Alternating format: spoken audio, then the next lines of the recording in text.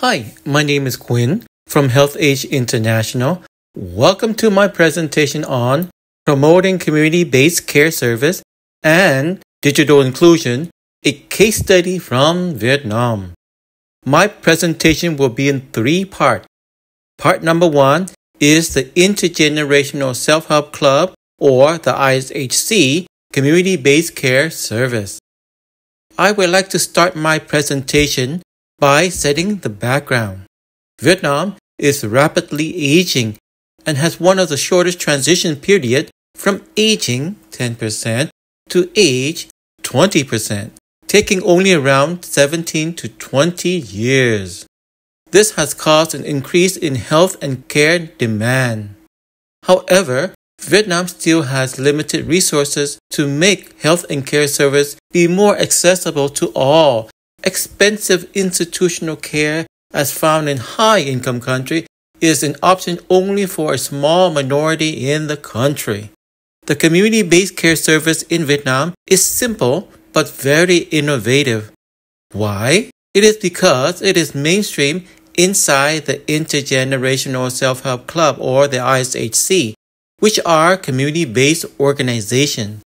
A typical ISHC has 8 to 10 core components, which are based on the top need of their community, such as social and cultural, food and income security, healthy aging, community-based care, community-led development, lifelong learning, rights and entitlement, resource mobilization, disaster risk reduction, and climate change. However, today I will focus only on component number 4, which is the community-based care component. The ISHC community-based care component has 4 care services for the client and the family to select from, which include social care, personal care, living support, and health care. The community-based care service is managed by the ISHC care manager. For social and personal care, they are led by 10 to 12 care volunteers. The care volunteers are normally recruited from the ISHC members, which in turn provide care to 4 to 6 care clients per communities. As for living support, this is led by the ISHC in partnership with the communities and local authorities. As for healthcare, this is led by the local government health providers and or retired health professional with support from the care volunteers and the ISHCs. To make it easier to understand, this is a typical ISHC community-based care diagram. This is the care client. She is 81 years old, live alone. She has multiple ADL difficulties. Due to her many needs, she has 3 care volunteers. Yes, 3 care volunteers and 1 healthcare provider assigned by the local health station. These are our latest results by the end of 2024.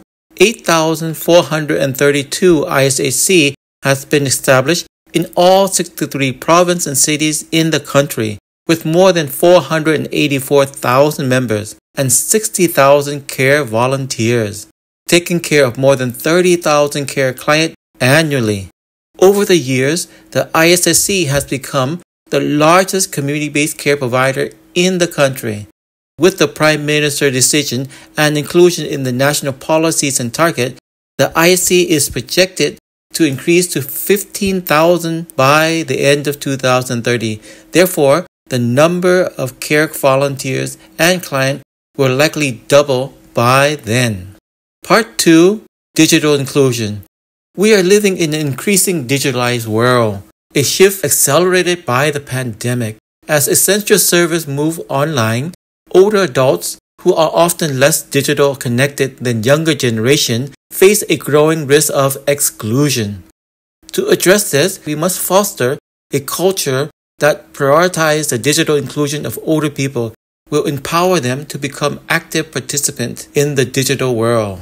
By gaining this skill, they can maintain their independence and contribute productively to society. Here are some examples of how HelpAge has promoted digital inclusion through the ISHC. This is a TOT training on how to use smartphone for ISC leaders and care volunteers. This is a TOT training on how to make videos and upload it on the ISHC YouTube, Facebook, and Zalo channel by using smartphone. Provide digital inclusion training to care volunteers and care client family members. Provide training and ongoing technical support to the ISHC to make video message and upload it into the web page. Provide training for ISC representative and local partner on how to make simple video clips and share it on their Facebook and chat group. Ensure the digital inclusion training are inclusive of older women. Support ISC to conduct their digital inclusion training for their members. Provide training on how to use laptop and LCD projectors for the ISC to use in their monthly meetings and activity. Support our network members, the Vietnam Association of the Elderly, to link with others to conduct computer training for older people. Conduct training for ISC leaders and local partners on how to conduct their meeting online, like using Skype, Teams, and Zoom. This new skill to allow house and bedbound members to still attend the ISC meetings and activities online. The new digital skill enables the ISC to upload their music, dance, and exercise videos online. We also share available mobile health app designed for older people. Develop and share hundreds of health and care videos online. Support the ISCs and care volunteers to set up the chat and learning groups. In conclusion, digital revolution is here, transforming every aspect of our life. When older people are included in this revolution, they can successfully learn and master the new digital technology. However, in Vietnam, only 13% of older people currently know how to use the internet. This highlights the urgent need to promote more inclusive digital technologies and service. Digitalization is a powerful driver of positive change across generations. Ensuring digital inclusion for older adults is a global challenge and an urgent call for action. We must work to guarantee that no one is left behind. Part 3. Conclusion. Over the years, the ISC has become a popular development foundation for countries with limited resources to promote more inclusive, appropriate, affordable, and sustainable development. What is built on top of the ISC will not just remain, but will continue to grow and develop. The ISC is affordable for middle-income countries to scale up. For example, if the government of Vietnam invests 0.2% of its 2022 GDP, it would be enough to establish 100,000 multifunctional and sustainable ISHC, or one ISHC in every village or community in the country. For Nepal, it would cost 0.5%. For Kenya and Moldova, it would cost 0.3%.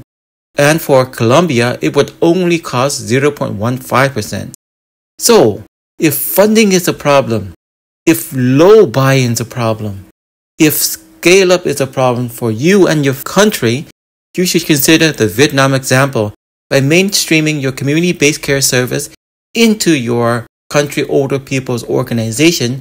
By working with them, they will enable you to have greater and lasting impact, can help you to reach millions of people with the limited resources that your country has, and increase your visibility and credibility, and open up new opportunity for collaboration and resource mobilization.